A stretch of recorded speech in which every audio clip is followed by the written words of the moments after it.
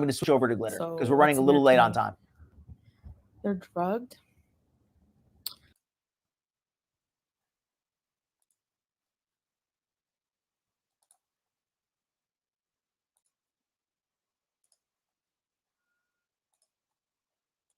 Okay. So we're here. Baby, let me tell you something about Sorry for the misdirection. So today we are headed to the Roxbury to do. All right. So sorry for getting all over the place, but I didn't realize what time it was, and I want to make sure we cover glitter before I head out tonight. So this is glitter going to the Roxbury Center, which is the plastic surgery center where she is going to be getting a series of liposuction treatments. The reason she's had to travel to this liposuction surgery center in California is because the doctors in Texas will not operate on her. They said her BMI is too high and it's not safe to operate on her. And apparently she feels the doctors in California have more knowledge, but that's also a factor, which she admitted, which is that a lot of doctors in Texas just won't operate on her at her current weight, which I think is an interesting thing to point out. Pre-op assessment. I feel excited. I had a great night's sleep yesterday after like days. No problem, Nirvana. Thank you for coming in. So hope we have a great night. Best I could possibly feel going into the surgery, which is great, honestly. So now I'm just excited to like get through this, get to the other side, and understand really what post-surgery is going to mean for my body, because you don't know until you know. For her body, not for her. I don't know if she means that this time, but yes. Oh, just to reiterate, this is her in California. She is. What the hell are these glasses? What the hell are these glasses? These look like These look like novelty glasses, like the kind you would put on a stuffed animal, don't they? Like these don't even look like they're made for a human. So we're here, and I know the day can only go up from where it started, because right now my stupid thong is so up so far up my. Her thong. Sure, she has to tell us that. But I agree with you, Fallen Angel. Foodie's cat absolutely is looking kind of matted, and I'm not a cat owner, but even just through a quick glance, it does look like it needs a good brushing. Yeah, I agree, Fiona's mom. If multiple doctors don't want to do the operation because her BMI is too high, that is that should be a wake up call. But instead, she found a doctor who will operate at the high BMI. But because right now my stupid thong is so far up my butt that I'm incredibly uncomfortable. How do you people wear these? How do you people wear thongs? I don't know how other people wear thongs, but I do know that maybe when you weigh 450, hey, how do I get a building with my weight on it? Is that how they know it's Anna's? Anna knows this building is hers? Yeah, this is how she knows it's for her. It's got her weight on the top. The one you realized you're not in control. Once again, tell you once again. So anyway, here's Anna at the surgery center. As part of my process, in order to be able to best talk about this condition, I wanted to make sure I was working with the doctor because, as I like to say, I am not a doctor. Hashtag not a doctor required. I don't know. I'm not sure I understand exactly what you mean there. Name omitted. Good point, Mouse Toes. Oh, a thong. Oh, yeah. I don't know. I don't know why they needed a thong. That's a good question. Oh, yes, Hippieista. And by the way, one of these days, if you ever want to share, I'm more than happy to bring you up here. Hippieista is also taking a medication to help her with her weight. And apparently Mounjaro is $35 a month, but it's hard for her to get. And I just want to stress once more, it's about getting to a healthy weight. I too often neglect to say that. It is not just about weight loss or even fat loss. It's about getting to a healthy weight. And if that means gaining weight, a healthy weight, then that's what it means. The doctor. And the best medical advice should come from a doctor. So in order to do that, I was able to partner with ALT and be able to actually talk about this from a doctor's perspective. Okay, now this is what I mean by Anna's shady about her partnership here. She finally acknowledges that she has, quote, partnered with the surgery center. why couldn't she have said that in the first 2 videos? I don't know. But she has been saying it on her Instagram, so I guess that's good. But it's just the way she says partner. She won't be upfront and acknowledge that she received compensation. She makes it sound like she's doing this out of the goodness of her heart. And she just wants to educate people. In fact, if you notice, she said she's doing this as part of the education process. So in other words, this video is part of her obligation. In order to receive the compensation, she has to produce these videos and go through a training seminar. She just said it herself. Let's listen again. Condition, I wanted to make sure I was working as part of my process in order to be able to best talk about this condition. As part of my process and to be able to best talk about my condition in order to participate in the ambassador program is what she's saying. Wanted to make sure I was working with the doctor because, as I like to say, I am not a doctor. No problem. You're Not very a welcome, doctor. detective. And the best medical advice should come from a doctor. So in order to do that, I was able to partner with ALT and be able to actually talk about this from a doctor's perspective. So what we're doing right now is just doing my testimonial for that doctor. That's not good. Dr. Amron, and then and Dr. Most Okay, thank you, Desiree. That makes sense. That actually does make sense. Thank you for sharing that. Yeah, Mouse Toes. Glitter does drink a lot. And again, that's her right. But I don't think she's honest about how many calories she consumes. And I don't like to get caught up in the whole lipedema argument because I think that's secondary. That's a separate thing. I'm not trying to argue with her on that. What I think is that she consumes a lot of calories and she says she doesn't. And that's just BS. Well, she's going to tell us. That's just the kind of gal she is. Exactly, Mouse Toes. And I could believe some people are predisposed to gaining weight, but at some point you have to take some responsibility, right? Like when you're a young child and your parents overfeed you, that's not on you. But once you're an adult and you learn a little more, you got to start working on your health. And then we're going to get into the nitty-gritty of the actual pre-op work. Hello. How are you? Good to see you again. This is her doctor. And again, I don't have any issue with this guy as far as his qualifications or his abilities. He seems perfectly competent.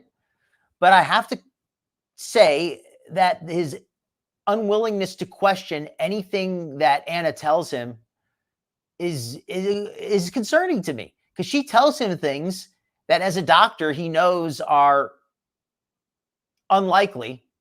And he doesn't even question her once. He doesn't ask her even slightly, are you sure? Or is there a possibility maybe you've not calculated your calories correct? He doesn't even bother to question if anything. He just takes everything at her word. And cool, take her at her word if you want. But it's just when she's making claims that are so outlandish, like the one about the diet and the exercise and not being completely and actually gaining weight during the process. Why? We had just like tons of flight delays, and then the baggage broke. It was a whole thing, but we are here now. So let me talk about lipedema. Lipedema is a fat storage condition. Desiree, that's an interesting point. And I don't know enough to say, but I was thought to myself that getting liposuction does not seem like the best choice when she's still so heavy, because there's so much fat that has to be removed. And I understand that some of the fat is resistant to treatment, is resistant to weight loss. I get that. But I also want to point out that it just feels like it's causes a lot of trauma to the body. It's traumatic. There's blood loss, you bleed, you damage the cells, there's a lot of removing fat. It is a lot of strain on the body. They're recognized around the world, identified way back in 1940 at the Mayo Clinic, which is pretty much good point, Fiona's mom. We all never learned about it in medical school. Most people don't know about it. Unfortunately, most doctors still don't know about it, although things are beginning to change. It always does get worse throughout a person's lifetime. It's usually a slow process, but many times it increases in activity. See, now, Mouse Toes, I do accept that. That makes sense to me, because we've all seen people especially people who after losing weight, they just have some areas of fat that just don't want to go away, and they lose weight. Like we've seen people, they have abs, but they still have loose skin above the abs, or their abs will be showing, but they'll still have like a little bit of belly fat on the bottom of their stomach, just because it's just not going to go away, and they've lost as much fat as they possibly can, and that little bit just isn't going to go away, and that happens. And if liposuction is the only treatment for that, it is.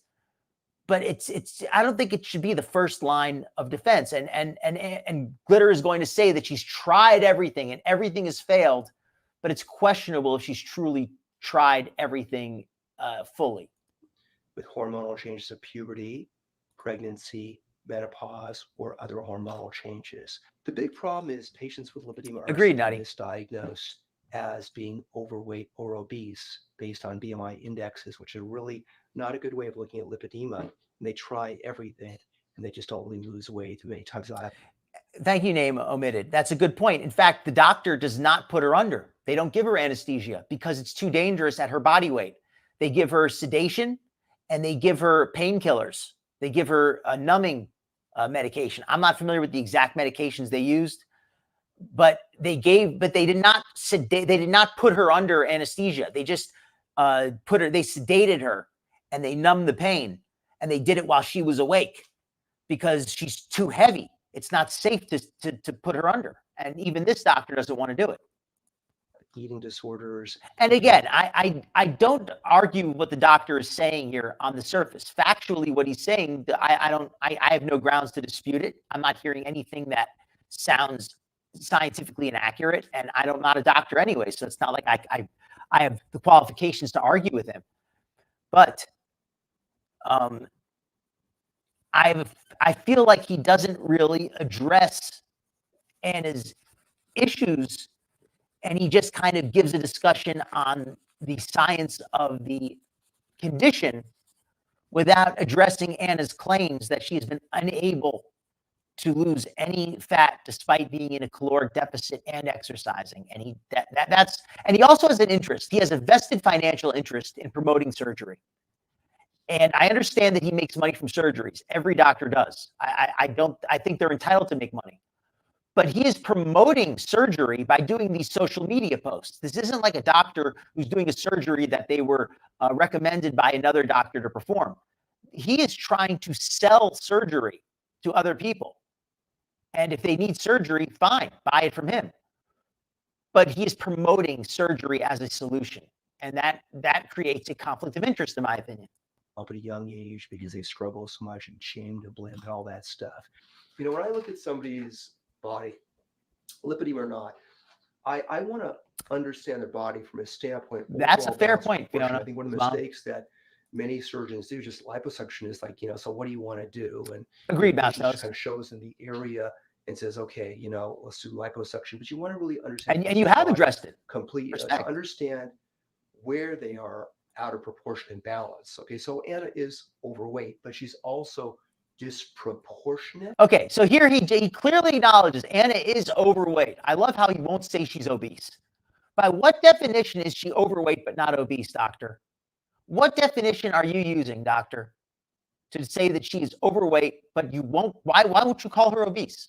And you're not saying you have to, but I didn't know obese was an insulting term. I thought obese was a medical term. So I feel like that's misleading to not be honest with her that she is in fact obese. All right, let's keep going. And even just looking at things, she's disproportionate in characteristic patterns. Yeah, that's a great point. That are about lipedema and how it's involved.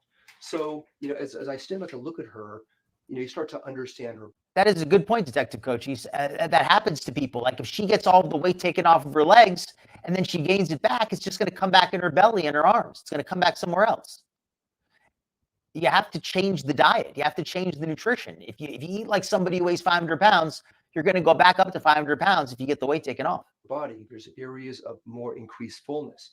The thigh unit. He keeps talking about fullness. He won't use the word fat. He won't use the word obese. And respect him for wanting to be delicate with his customers. But I feel like he's being so delicate that he's losing the meaning. The hip unit, less so in the calves and ankles. Her torso is full and her arms are getting full. So it's exactly in line what we begin to see with lipedema.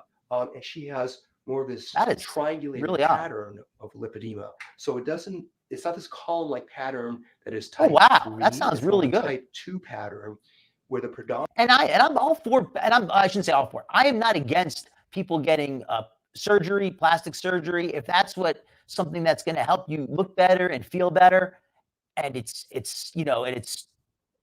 not something that I don't want to get into a whole discussion of what people need or don't need, but I'm not against the idea of plastic surgery in general. I think it can be helpful to people. I think Anna, though, here needs to address her overeating. She needs to address possibly her drinking as well. And sure, get the lipedema removed as well. But you have to work on your overeating. You have to work on your obesity, or you're going to end up with more lipedema. It's going to develop again. Prominence is from her knees all the way up to her groin and her hip area, and now secondarily, her good point. Calves and ankles are beginning to get involved. So I can just ask her when it began, or when she was like she didn't have it in her neck, 20, where her calves and ankle was very full, and probably the answer was exactly no. That's like maybe last 3-4 years. Right, because of type 2, it makes sense. Begin from the knee up, and then the calves and ankles begin to get secondarily involved with it. So it's just, you begin to understand this condition in terms of how it presents and progresses. I can get a sense very early on. She's quite fibrotic here. There's a lot of tenseness. It's probably quite tender as I'm pressing it. And I can now, what I'm not getting is he's saying about how when you were younger, she said, "Oh, I bet when you were younger, your calves weren't fat," and she's saying, "And now your calves are fat." I mean, isn't that just getting older? Doesn't that happen to everybody? Like almost everybody gains additional weight as they get older. And trying to tell Anna that she has some unique condition because she started to gain some weight in her lower legs. Show me somebody who weighs 500 pounds who doesn't store fat in their lower legs. I mean, I'm not saying it's impossible, but you're not going to see a lot of people at that weight who don't have fat in areas they didn't usually. Look at Foodie Beauty. Perfect example. Her eye sockets got fat. Does that mean she has lipedema? Maybe. But the fact is, when your body once the fat grows to a certain point, the body starts growing other areas of fat. It's not just going to grow, or maybe, I guess some people, it grows one area more than another, but your body is going to put the fat in other areas as well. Over the more you have, the more places it's going to find to put it. I can feel a lot of the fibrosis in here too. It comes up to right through this area over here. And this is I feel like that's the case, Nutty. Girl. It really is well defined. Yes, this is mouse toes. This is the first one. Mid or upper 1/3 of the buttock area all the way to the lower back. And this is really where a lot of it, see, it's tender when I'm pressing into. Yeah. This is where a lot of it really stems from. That this congestion here is increasing the pressure down below, and it's going all the way down. So when you talk about my surgical treatment plan, it's important to understand how this plays into it and the importance of decongestion. Yeah, I agree. You can see that her lower area is so much worse. If people think lipedema does not occur in if you compare Anna's arms to her lower body, like this is clearly so much, her body is clearly storing a lot more fat in a much more extreme way in the lower body. There are areas of torso, it can. And again, especially in patients like Anna that are more advanced with pelvic girdle involvement with it. Lipedema is a systemic condition. It's not only just in the fat, it is occurring kind of throughout the body because it's a connective tissue weakness. Interesting. That's really the primary thing going on. Looseness of connective tissue. On the gut. Leaky lymphatics, fragile capillaries, hypermobility, Ehlers-Danlos, which is a connective tissue disease, leaky gut syndrome in a lot of patients. I'm talking to anybody watching the replay too, right? Patients with leaky gut syndrome have been misdiagnosed. I just want to give everybody the benefit of the doubt. So it goes back to it being a connective tissue weakness. It's not primarily a disorder of fat. I got to surprise people with that. The fat is a secondary phenomenon going on. And again, I'm not going to argue with the doctor on any of these details because he sounds like he knows what he's talking about. My issue with him, I have my own set of issues with glitter. My issue with the doctor is the conflict of interest, where I feel like he is making money by promoting plastic surgery as a solution as a quick solution, when somebody this size might want to try to get their weight down first. I mean, if nothing else, so that the surgery can be safer to perform. Out, like I said, then there's deposition of fat, and then the inflammation of fibrosis. It's a whole process that goes on with it. And eventually it will begin to slow your metabolism down, because this fat is not only responding to hormones, it's producing estrogen and other hormones that progressively makes it harder and harder to lose weight. So you're about stage 2, she just begins to lose the whole battle with it, and she can find herself starving, getting very, very little, and she's still putting on weight, right? I'm gonna just chime in if it's okay and just comment on the emotional toll of lipedema. And we talked That makes about this sense. That's why the organs grow, the guts. Casey about those. These patients have been through a lot. And I would say that about 2/3 of patients at some point cry in the journey, whether it's a consultation. I've cried like 4 times. Or a preoperative visit. Anna's cried at every video, but she's never shed a tear. Maybe this will be the first video where she actually sheds a tear. Surgery, it's after surgery, it's 2 months or months later when they're looking at their new body with things, and there's a big emotional component. I agree, Desiree. It presents at a very sensitive age, puberty. I've got teenage daughters, and it presents at a sensitive age with things. And when people try to figure things out and compare themselves to others, and at the same time they're being shamed. That is a good point, Nutty. I feel like this doctor does that a lot. And the other one did that. The other person who said to her, well, I'm sure you've done everything to treat it, right? Like they clearly have answers they want her to give, and they're coaching her to give them. Shamed and blamed and told to just go lose weight and exercise more, or you're not doing your part, and you're not doing your part of things. That's why I just say to people out there, it's cruel to tell these patients just to go lose weight. I wonder how many takes they did. I wonder how many times they recorded this video until they got one that they were both happy with. 3 times, 4 times? How many times do you think they re-recorded this till they got one that wasn't too emotional, that didn't come across too scammy? They've been told that their whole life with it.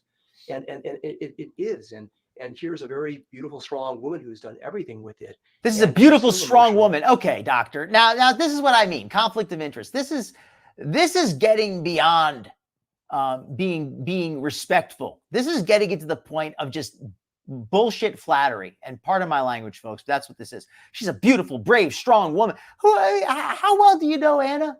How well do you know her, doctor? Do you really feel qualified to make that statement? And look at her hearing that. She's just nodding like, yeah, I am so beautiful. I'm so brave. I'm so strong. She's just like nodding in agreement. She's like, yeah, that's true. About things because she's done her best with things with it. So I just know that like doing this is going to help a lot of people, but I also know it's going to bring me a lot of hate. To use hateful words on the internet against Anna or people like Anna, it's really not understanding things completely. Just to go. And there's a lot of edits in here too. You just saw an edit right there. Using hateful words against people like Anna. What is he talking about? Hateful words. What does this have to do with him as a doctor? Well, I mean, I respect that you care about your patient, but this seems more like you're trying to baby her as a client, as like a friend. Then a doctor talks to her about hateful words on the internet.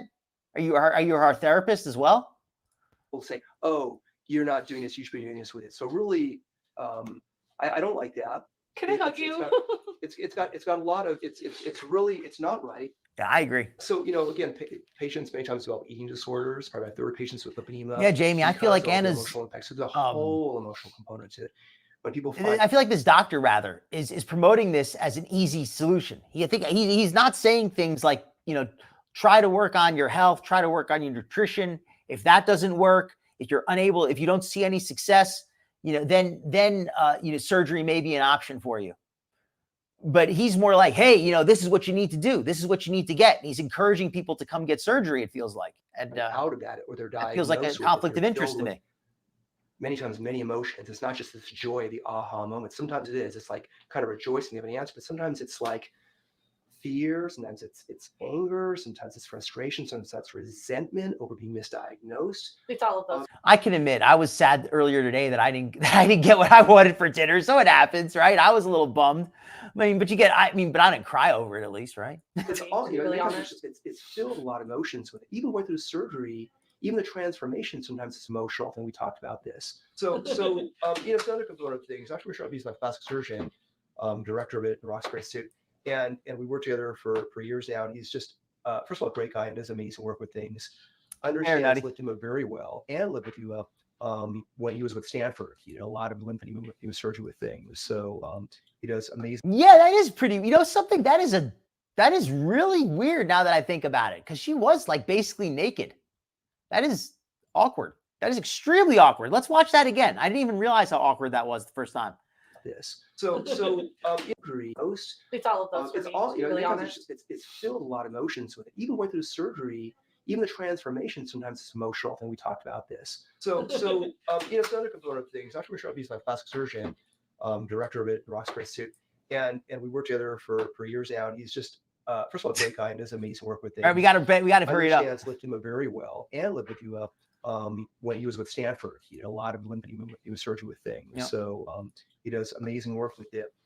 Anna's a wonderful. I think I'm not gonna. I think that they should at least ask that she makes a real effort at weight loss, and if she can't succeed, then go get some help with your eating issues. Go get some help with that. And if surgery is ultimately part of the long-term treatment, then that's fine. But I feel like Anna's not addressing her eating issues. She's not addressing her possibly her drinking as well. But there's a lot of other what's going on here that she needs to address. Probably earlier stage 4 lipedema with some lipolipidemia going on with it. We work together to put together a plan. That's the real reason. Thank you, Detective. That is the real reason Anna quit the workouts. My opinion. I don't see her. If you notice that she hasn't posted any workout videos anymore, she says that, oh, I'm in too much pain. Is it a coincidence that she's no longer sponsored by Copilot? Because if she's sponsored by Copilot, how come she doesn't talk about him anymore? Why was she? That's what it was. She's so ethical that when she was no longer able to work out, she asked them to withdraw their sponsorship. That's what it was. She's so ethical that she didn't want to continue to accept their sponsorship if she couldn't work out as like she wanted to. I think that's what it was, right? Orders of things, intervals of things, when things are done together, when things are done And separately. people say hateful things on the internet. Thing to understand lifting patients to approach things properly and safely. The need for doing it cosmetically versus treating a disease. And with lifting patients, it is both. You've got both things going on, and you really, in every patient, want to get the best functional improvement of the disease and prevention of it, and at the same time, the best cosmetic improvement in every patient. They really got to go hand in hand. She rightfully. And remember when she was saying about how she doesn't know why her body has started to hurt in the last few months? Maybe it's because you spent a year doing exercises that were not safe at your weight. You spent a year doing exercises that were wrecking your knees, wrecking your hips, wrecking all your joints, putting pressure on your ankles. And if you're in pain now, if your knees hurt after a year of exercises that you probably shouldn't be doing, it's not a surprise. So said her main goal is the disease treatment and prevention of it and setting things back. It's effective. I wanted a quesadilla and there was no cheese left. So I'm going to probably cook like a chicken cutlet after the show or something. And absolutely, but she will also get the best cosmetic improvement also. Oh my God. Many stage 1 or stage 2 patients, coaches, I'm sorry to hear that. About the disease itself, not having as much pain. They just want to push from a cosmetic standpoint, and that's fine. But you really want to nail both of them, and they actually go hand in hand. You could tell that she liked him. You could tell that just the way she looked at him. You could tell that she liked this guy the minute he showed up. She likes him.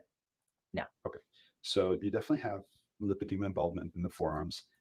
Look at how she won't even look at him. She's embarrassed because she likes him, so she doesn't want to look at him. Some laxity here.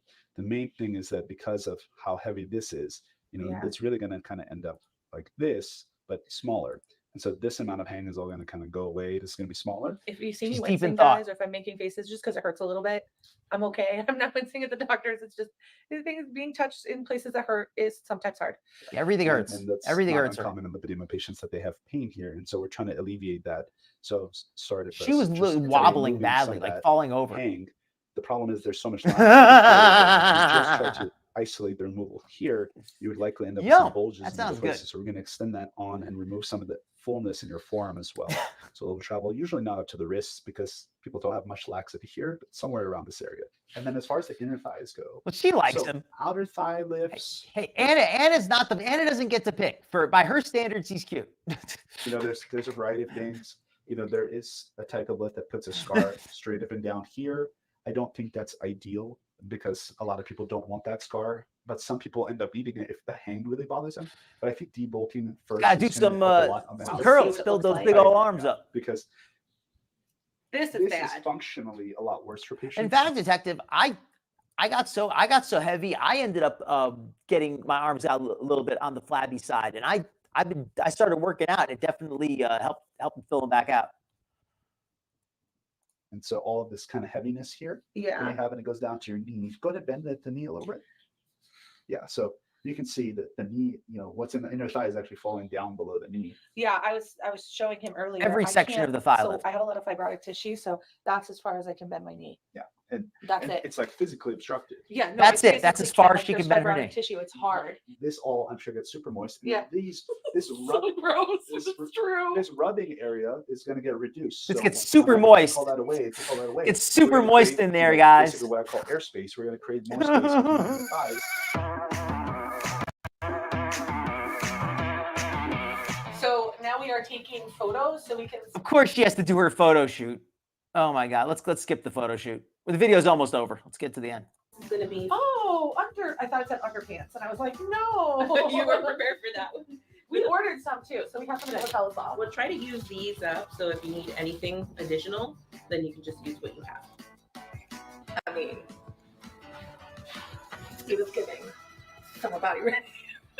She's already planning to wear it. Look at this. Look at this. Is this a bikini on top of her jacket? Is she actually thinking to wear something that small after the surgery? Okay, this video is over. I have one last little set of clips to show you before I send you off. Let me put on this. This is from Kate Winslet, who is absolutely hilarious. Check out her channel. She is so funny. She's the funniest memer.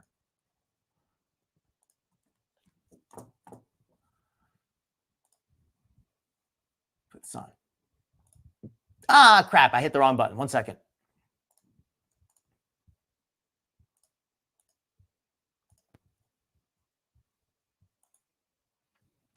Anybody who forgot what an athlete Anna was, like now she can't even lift her leg at all. Let's watch her like 3 months ago. This is like only from 4 months ago, I think.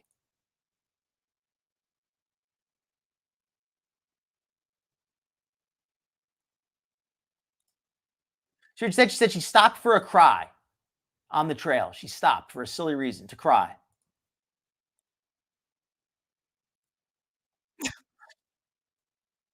Oh, sorry, I'm not showing it. So dehumanizing. It felt so crying for a silly reason. Somebody. So she stopped for a cry. Let me show the video. Stopped me on the trail while I was walking, just doing my cool down. I was doing like intervals today, so like I walk in between. Oh, I get like, you. Good job getting out there, and it just felt so dehumanizing. It felt so shitty. That's tough, detective. I wish I could give you some advice or something, but it sounds like you're working on your program as best you can, right? And that's what's important. You're making amazing progress. And give everybody in the chat. Let's have some hearts in the chat, or maybe some I don't know, whatever you feel, just to show some support for Detective Cochise, because he's done absolutely awesome. Just that's so I'm especially with dealing with muscular dystrophy, to be able to effectively lose that weight, and after dealing with all the nausea and everything, I'm just glad that he's come on through. It sounds like he's really in a better place now. I'm having a bad day anyway. I came out here to run to try to feel better, and I know this person was well-intentioned, but man, it felt shitty. It felt really bad. I already know I'm going to get a ton of DMs being like, she's well-intentioned, but you know what? I am about to start my period. I'm hormonal AF. And I'm going to be really honest here. That woman saw me and assumed that I was entirely out of shape. Rita Repulsa. It was my first day on the trail. Okay, so the woman saw her and assumed she was out of shape, and it was her first day on the trail. And Anna would not, I was going to say Rita Repulsa, but Rita Repulsa was not that giant. And that's because she has preconceived views of what a plus-size body is and is not able to do. Look at it, Jerry. And as a person who's out here every freaking day trying to change that, it's frustrating that it's still so ingrained in our society. It doesn't matter how many miles I run. It doesn't matter how many times I'm on the trail. Someone's always going to stop me and treat me that way, and it sucks. Just got home, and somebody asked me like what I preferred she had said or done. And I thought about this because I think it's important to share that there are ways to engage or interact with people on the trail and even cheer them on without making them feel less than. So my favorite thing that people do on the trail all the time is just give me a smile. Just give her a smile. Don't talk to her. Just smile. Because if you talk to her and you say something like, good job getting out there, she's going to think that you're insulting her. That gives me a lot of energy and doesn't make me feel less than. Yeah, so don't talk to me. Don't use words. Just smile. Because if you talk to me, you're going to make me feel bad, and that's your fault. And it's easy. So I would say just give me a smile. I love it. And honestly, I would say there's no need for words unless you know who I am and you know my journey. Then You don't know me. You don't know me. If you don't know me, don't talk to me. This is supposed to be the queen of positivity and confidence and friendliness. And she's just all glitter and lasers and unicorns and rainbows. And isn't she just so cute? And she wants to do all the fun things and all the stuff and all the things. But don't talk to me if you don't know me, because you don't know me like that. So don't talk to me. Just give me a smile, okay? Because it doesn't make me feel less than. So if you don't know me and you don't know my journey, don't talk to me. That's what she's saying. She's trying to she's doing her like artificial positivity crap, but that's what she's saying. She's basically telling people, don't talk to me. Who are you to talk to me? it's a little bit different, right? I had a guy fist bump me once and be like, I just think you're awesome and I love that you're sharing your story. No problem. And that was awesome because there was context that made it clear that this person knew who I was, understood what I was doing and what it took to get there. And that made it feel more sincere versus diminutive. Yeah, it makes her feel bad if you give her a compliment and she doesn't like you. She doesn't feel like you're authentic enough. She doesn't feel like you've struggled like she has. You don't know what her struggle is like. So yeah, so if you don't know her, don't talk to her. Just smile.